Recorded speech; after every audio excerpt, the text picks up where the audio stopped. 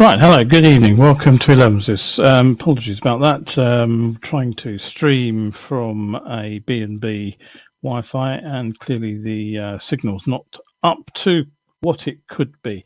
Right, okay, anyway, so I'm Kevin Williams. This is my Elevenses in New Zealand webcast, and I'm going to give you an update of what's going on out here down under in New Zealand. It's show number 314. It's Sunday the 18th of February. It should be 9 o'clock where you are. It's 10 o'clock at night, 13 hours earlier in the day down here in the North Island. So what have I got for you today? Well, a quick update on what's been going on with the Shiny Side Up event. That's for the interest of the UK viewers, but also for our New Zealand viewers. Let them know what's happening.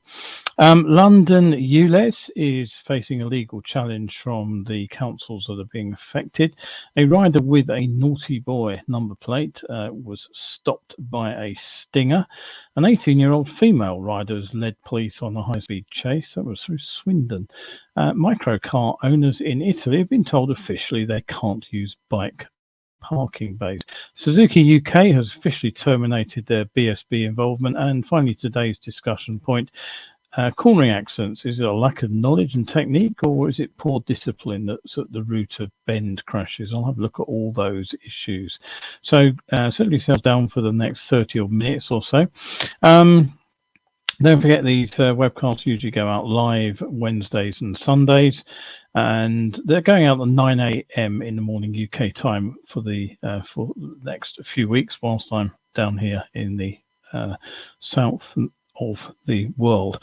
So if you can't make it live, don't forget you can catch up on my YouTube channel, Survival Skills UK. Hopefully you're getting the quality of sound and video that's not too awful, but as I say, I'm operating from a B&B Wi-Fi this morning, so hope for the best. Good morning, Kevin. Thank you for looking in, Kevin. Right, okay, so what do I have to tell you about this morning? Well, basically, let's just get the reminder out the way for the upcoming events when I do get home, the live webcasts. There they are. Online talk series events. March's event is postponed to April because I won't be back in time. So in April, 5th of April, Wednesday at 8 p.m, we'll be looking at pre-performance preparation and getting ready to ride. Good topic for the spring as we move into a new riding season. May's live presentation will be Science of Being Seen. It will be the full show, and that's Wednesday, 1st of May, again at 8 p.m. Tickets for all those events are £5. If you can't make them live, you can get them on catch up for at least 72 hours after the event, so do look in if you possibly can. Clive's here, and Terry's looked in as well. Good evening to you, Terry. Good morning to you, Clive. Right, okay, so what's happening down here? Well, I left things on Wednesday morning, if you were on the show there, with the fact that we were stuck in Auckland. We'd arrived on the last international flight that landed, but our onward flight to Queenstown had been cancelled. We'd had a second crack at the airport next morning and been stuck in there for 6 hours whilst discovering that though our bags had landed, had been transferred onto the plane, we weren't about to be put in our seats. And after several hours of messing around, the plane was cancelled and the thing was unloaded. So it took us about 6 hours. So it was back to a second motel for 2 nights in Auckland. We finally left you there basically Wednesday morning. The planned flight to Queenstown was now Thursday morning. And why are we going to Queenstown when we'd already missed the event? Well, basically, it was where the hire car was, and hire cars at this time of the year aren't easy to come by. Now, we could have flown down there to Queenstown. We could have picked up the hire car, and we could have headed back to North Island to the Thursday night event, which was in Nelson. Just one technical hitch. Queenstown is in the south of North Island. Nelson is in the north of South Island, and they are around 12 hours driving apart. So we would have had to be up at 5 a.m. at the airport for 6 for the 7:30 flight. That wouldn't land till 11. Then we'd have to get the hire car. if we were on our way by 1 p.m, I reckon we'd have been lucky, and then it would have been as I say, a 12-hour drive to get to the north coast. And we couldn't have dawdled on the way because our ferry slot next morning to come back to North Island was quite an early one, and we couldn't miss that because they've been disrupted by weather and breakdowns. So not sure where we would have actually managed to have found a stop for the night. It certainly wouldn't have been much further out than 2 hours out from Picton, which is the ferry port. So in short, having thought it over, it really didn't seem like a very sensible proposition, and we got on to the event organizer, and he did actually achieve the near impossible, so hats off to Jamie there. He did find us another hire car in Auckland, which we were due to collect next morning, Thursday, at 11. Now, they are like hen's teeth at this time of year, and of course lots of people have been trying to get away from Auckland by driving, having found that the flights onwards are unobtainable. So now Thursday morning, Thursday evening was the next event, and that was in Nelson. So the plan was I would zoom to that one. So the next challenge was actually to find somewhere we could drive to with Wi-Fi by around 7 o'clock when I was due to talk. We wanted to head to Wellington, but a quick look at the map and a double check via Google Maps suggested that we'd be struggling to get from Auckland at the hire car place to Wellington, which is the south end of North Island, in the time available. It would have been a non-stop drive, little time to spare for traffic hold-ups, let alone T stops. So basically we made a quick arrangement with somebody else to stop in Levin, which is about 50 miles short of Wellington, so about an hour's drive short. And we also made very certain that we turned up early to collect the hire car place. We were there around 90 minutes before we were supposed to pick it up. So the good news was we got seen fairly quickly. So rather than having to get into the hire car at sort of 12 o'clock, we were actually on board around about 10:30, and that extra time made a lot of difference actually. I mean, first of all, the most important thing probably of the lot, it gave me a chance to familiarize myself with the controls of the car, which turned out to be a Hyundai 8-seater people car. I have to admit our luggage simply vanished into that. So we did get on the road, and things didn't go too badly, and we did get a fairly clear run, and the result was I was able to connect to the internet at Levin. We got there about 6 p.m, so just about had time for a cup of tea before I went online, and then I presented down there to the masses in Picton, so in Nelson rather, and you can just about see my presentation on the screen there. The familiar think once, think twice, think bike video got an airing again, slightly different reason this time. So I gave a slightly reworked version of the talk that went out to Invercargill, and I think it was improved. I haven't actually had any feedback from the organisers yet on that, but hopefully I think it was a bit better. Anyway, had another cup after that, and I have to say it was off to bed. Now, Friday morning, we got up and had breakfast with a chap called Steve. He worked for the NZTA, the New Zealand Transport Agency, and he was one of the people who helped bring me over here in 2018 and 2019. He's now a contractor. And then we had a couple of hours planning the logistics for the rest of the trip. And then finally we drove the extra hour down to Wellington, where we just had two very pleasant days with James and Jill. James, you probably know from the page, James Riley, as he's the Moto Gymkhana rider, and he does turn up and comment on items from time to time. So right now we're in the middle of what was always scheduled to be some downtime between events, but not surprisingly, really, the next two shows at Napier and Gisborne, which were both towards the end of this week coming, have been cancelled. Now, sadly, the northeast of North Island is a bit of a disaster area. That's where both those towns are. Gisborne has been cut off by road and has had no power or cell, although I believe they've just got electricity back on. Napier is not quite so badly affected, but I think the road between the two is out till at least May. So Gisborne, I think their water purification plant there also failed. The Navy has been delivering emergency supplies to the area because it's simply no-go via road. It suddenly occurred to me, actually, while we were stuck in the B&B, that the constant sound of helicopters in Auckland was almost certainly part of the emergency response. And we also passed a convoy of ambulances heading north as we passed southbound on Thursday.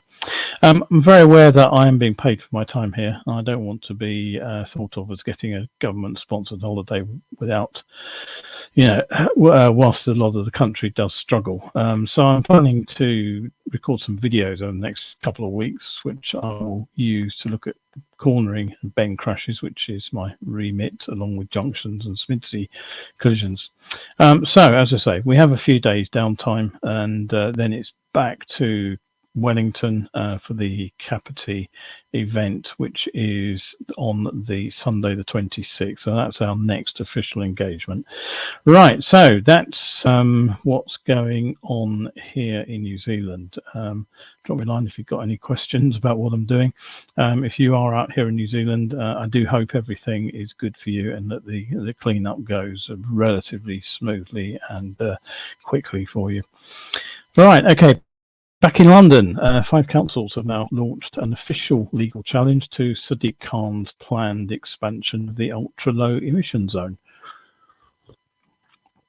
Now, you may know that the scheme is currently limited to the area within the North and South Killer roads, and the zone is due to cover the whole of Greater London from August the 29th. Now, on Thursday, February the 16th, the London boroughs of Bexley, Harrow and Hillingdon and Surrey County Council all lodged a judicial review with the UK's highest court to challenge the expansion on 5 legal grounds. Now, these grounds are that, firstly, TfL failed to comply with statutory requirements or consider compliance rates in Outer London.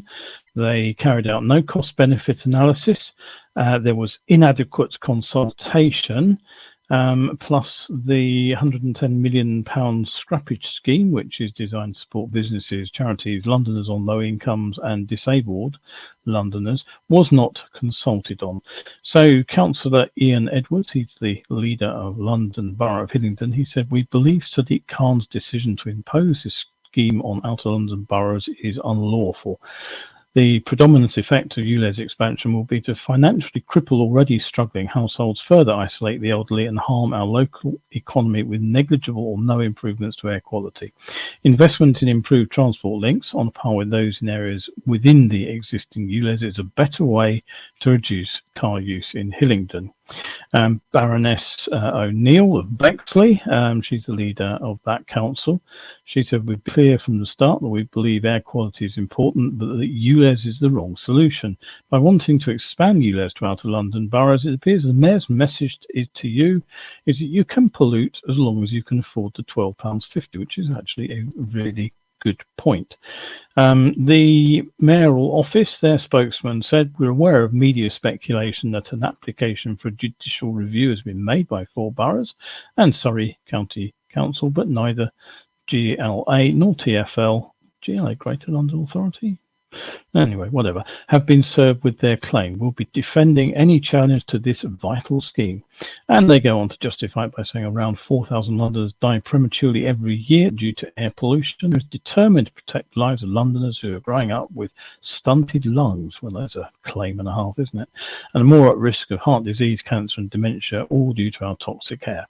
The Mayor urges the councils to abandon this costly and unnecessary legal challenge and instead focus on the health of those they represent. So a bit of a battle going on there. Meanwhile, the Conservative Lord Moylan, now he's tabled an amendment to the UK government's Levelling Up bill. And if that goes through, it could give local authorities the chance to veto the Mayor's plan completely. The amendment states a devolved authority may only introduce such a scheme if, before the scheme is introduced, consent to the introduction of the scheme is granted by all local authorities which have affected roads within their boundaries. So that legal change would come at government level. And that would basically give the London boroughs, if that goes through and becomes law, the final decision on the ULEZ. Right, okay, so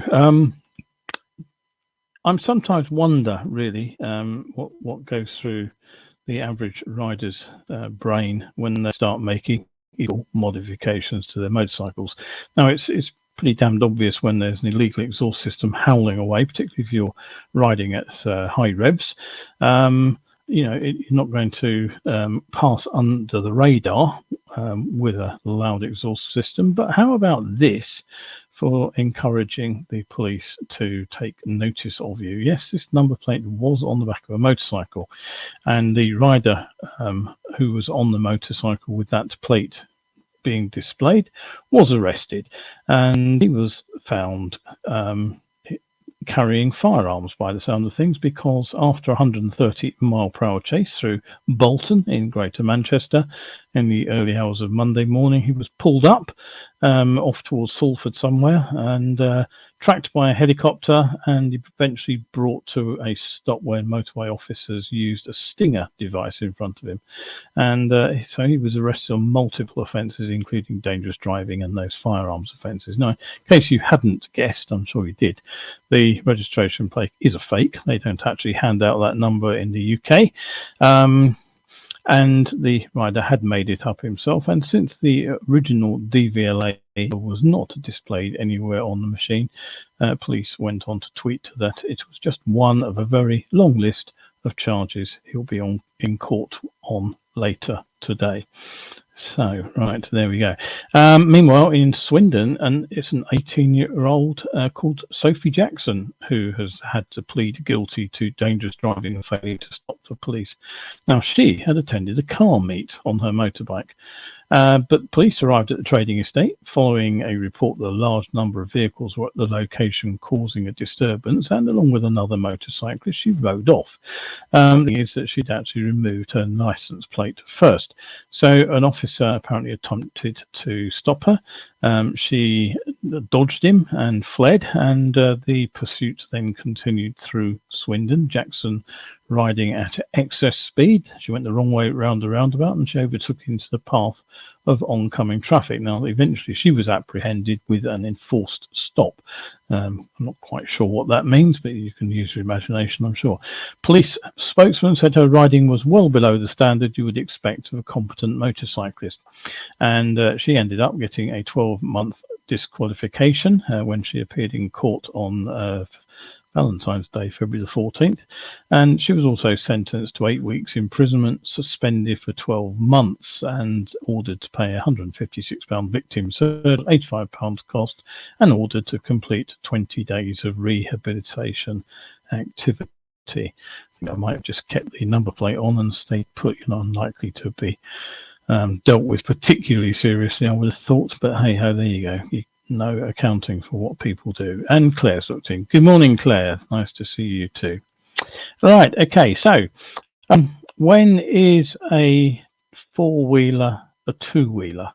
Well, according to some Italians, it's when it's a microcar and you want to park your microcar in a bike bay. Now, it seems there are around 10,000 microcars near. Many of these are in Rome, it seems, and they're all fighting for parking spaces. Companies that rent the microcars out, that's as I understand the story, it's slightly, how would I say, it's slightly English written by an Italian by the sound of it. The drivers, they're arguing that because the microcars are legitimate to drive on a moped license, that if you drive one, you are therefore the equivalent of a motorcycle, and that you can park them in a bike bay. Now, this has been a long-running dispute, apparently. It began back in 2014 when a fine of euros was given to the driver of a microcar who parked on the parking strips that are reserved for scooters and motorcycles in Rome, and it's been back to the courts on a number of different occasions. Now, recently, a ruling against parking microcars in bike bays was confirmed. The court heard that the sign in the area in question, it's the Fabio Massimo in the Prati area of the Italian capital, clearly describes the parking spaces as being reserved for two-wheelers. But more recently, an Italian Supreme Court ruled that drivers are required to park their vehicle in the space intended for it without invading the adjacent spaces. This means that in the case of microcars parked in spaces reserved for parking mopeds, which are obviously closer together, it must be considered that the parking was carried out unlawfully. That's a quite interesting ruling, actually, because it doesn't actually specifically say that a four-wheeler can't park in a two-wheeled bay. But anyway, despite the debate, it seems that the same issue has actually been rearing its head in a number of different European countries about whether microcars can use parkings designated for two-wheelers. Kevin says, removing plates when riding in a manner that might attract attention is less uncommon than some might think. No, sadly, I have to admit that when I was a courier, I did know one or two riders who kept a plate on Velcro simply so they could remove it if they thought they might have been clocked doing something naughty. So yeah, I'm not entirely surprised. Right, and something else that's not entirely to my surprise is that Suzuki UK have now confirmed that they are out of the British Superbike Championship 2023. That's in alignment with the global strategy of Suzuki. They have terminated their MotoGP project. They have scaled back factory support. That's gone from the Endurance World Championship, where of course Suzuki have been incredibly successful for many years, and it's all following the disappearance of the current GSXR 1000R model from European markets. It's still on sale in the US, I gather. So Suzuki have now terminated their involvement with Hawk Racing. They say they will continue to support racers who are campaigning GSXR machinery at all levels via the race parts program. And finally, on to today's discussion point. Now, I am here, as I said, to talk about cornering and junction collisions to New Zealanders, both important topics. And today we were on our way out of Wellington to stop overnight at a place called Greytown. That's in the Wairarapa, which is in the southeast corner of the North Island. Nice area for vineyards and things. Now, it was really warm the late summer day, and the bikes are out in force. Now, as you come out of Wellington towards Greytown, you have to cross a range of mountains, so you get the obligatory sort of uppy downy twisty turny kind of road with hairpins and tight bends and things.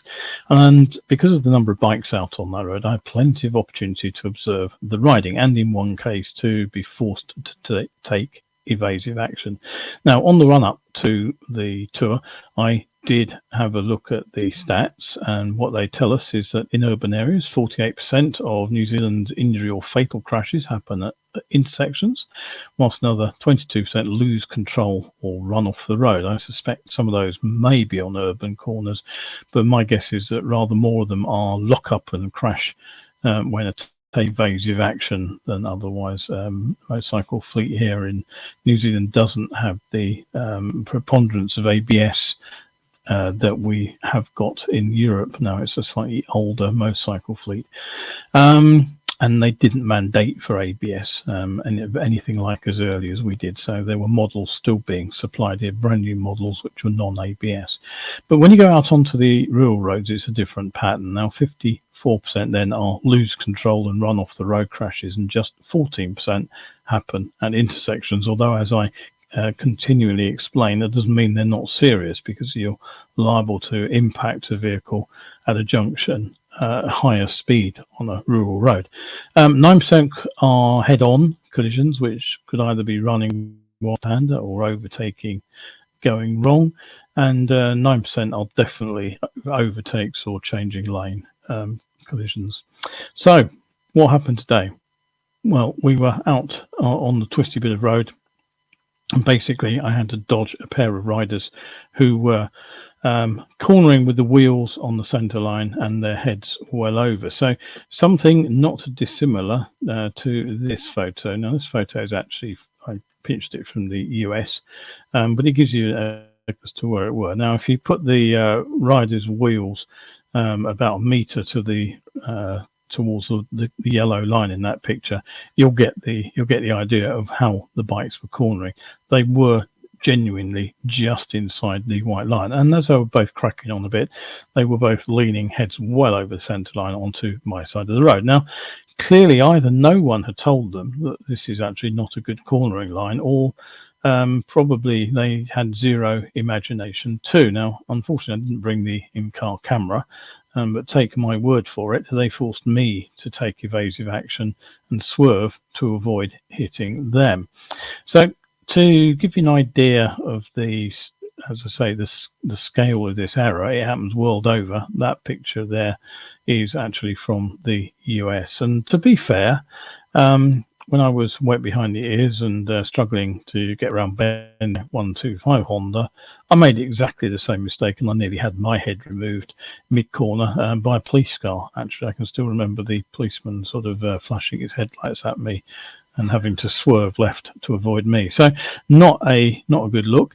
Now, it didn't take me long, basically, to realise that this kind of cornering line isn't conducive to a long riding career. If nothing else, think about what happens when you have to pick the bike up to evade yourself, a vehicle that's coming around the corner and can't get out of your way, like a big truck or a bus. Well, of course, what happens is you have to swerve. You have to go upright and swerve, and that's going to take you straight off the road. So many riders who crash on these corners probably end up having done it because they've had to take evasive action. So it didn't take me long to realise that cutting into corners like this and hugging the white line on right-handers, hugging the curb on left-handers really wasn't a great way of getting around these bends. But I suppose what was really alarming to me was having looked at these bikes, both of them were modest capacity or possibly big capacity sports bikes. I think one was a 750 GSX, so I'm not sure what the other one was. It might have been a Kawasaki 600, possibly 1000. But one thing is certain, neither of those were learner-approved machines, and that implies both of these riders had actually passed the bike tests here in New Zealand, and clearly they have a lot to learn about cornering still. Now, that is one of the problems I think that we see from bike training pretty much all over. So have a look at this photo here. This is an almost identical sort of cornering shot from the previous one, but here's the riders on a much safer line. Again, it's from the States, so it's a mirror image of where we would be in the UK and in New Zealand. But if you look where the wheels are, they are 2/3 of the way across the lane from the white line. So the bike is sort of 1/3 close to the curb and 2/3 away from the white line. And that means that even when cracking on at a decent lean angle like the rider is, the rider's top half is still well away from the centre line. And this is more or less the kind of line I get riders to try to follow on my own training courses. It's not right out in the ditch, which is something I tend to see riders with IAM and ROSPA experience doing when I don't think there's any need for that, and I think that actually causes its own problems, which is another issue altogether. But putting yourself 2/3 of the way out from the centre line like this, it's easy to ride, it's not stressful at all, and basically if you hold that line all the way around the corner from one end of it to the other bend, you're not going to end up in a situation where you are likely to carry on lose your head. So if you want to find out a bit more about that wherever you are in the world, you can always check in to one of my online coaching sessions, or just look at a number of articles I've written on the topic, or even buy my survival skills paperback, which will give you all the theory and all the exercises you need to understand how those work. Photo off is in my notes, so there we go. We'll just take that one off. Now, I guess what frustrates me so much as a biker about seeing riders cornering like this is it's actually a really, really selfish way of riding. This pair force me to move left in my own lane to make space for them. And I'm driving a vehicle that I'm used to driving. I haven't driven one this big for a while. I don't want to put a scratch in it because I have a hefty excess on the rental, and it was a fairly narrow road too. But at least I am driving something I am familiar with, and I'm driving on the right side of the road. What if these riders had actually encountered someone in a hire car who's more used to driving on the opposite side of the road? Now, I know riders well enough to know full well that it's unlikely that this pair would have seen themselves as the cause of a problem had things go wrong. I'm damn sure that had I been 5 centimetres over the centre line myself, and had they crashed taking evasive action as a result, I'm sure that they would have claimed that they were run off the road by some car. As I said yesterday in the article, as riders, we have this idea it's always the other guy's fault when things go wrong, and it's the other guy we have to look out for. It's a really faulty belief. We really are the cause of our own downfall sometimes, and this pair really are an example of how to ride badly. Right, okay, so what have we got here? Terry, he says the Rimutaka Ranges is that particular public GP track out of Wellington. Yeah, thanks, Terry. That's I was struggling to remember the name, but yeah, it's lovely piece of riding. Great and handy for the city too. Many could keep their bodies on the correct side if they position neutrally or above the bike. They may gain more lean. Yeah, we don't necessarily want to gain more lean. You're talking about counterweighting. I know it's something I use on narrow roads myself when I'm not using too much lean angle. But yeah, sort of. The problem was that they're then angled over nearly 45 degrees, and even just sitting in line with the bike, their heads are sort of a long way over. So there are ways of dealing with this, but basically the sensible way is to keep to the outside of the curve, and that is something mentioned in my presentation to Nelson, and it will be coming up in the presentations I deliver over the next few weeks.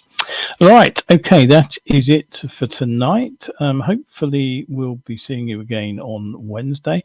As I say, it's all a little bit of flux at the moment. We are in the sort of the little pre-planned downtime between events, so hopefully I'll be able to update you on if we've got anything planned to replace the Nelson the Napier and Gisborne events. If not, well, I'll also update you on that too. Right, okay, that's it for tonight. Thanks very much indeed for looking in. Don't forget those the March online talk series event is postponed till April, and then the April one is duly postponed till May, but they will get home.